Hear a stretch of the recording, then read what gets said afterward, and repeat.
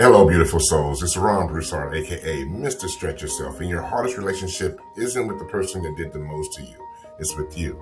You want consistency, you want confidence, you want peace. Your relationship starts with how you treat yourself when you fall short or fail. So let me ask you a couple questions.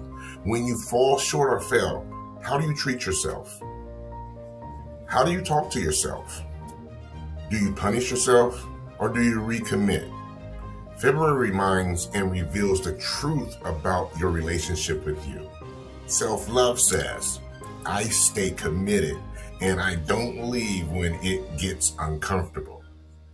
And that statement, that decision right there is that shift that changes everything.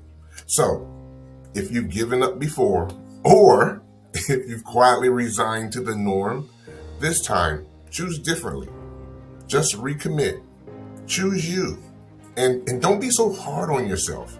Allow yourself time to build your consistency muscles up, all right?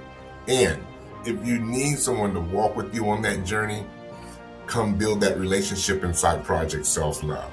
And your journey could start today. Links in the bio, guys. Thanks for watching, and I look forward to connecting with you soon.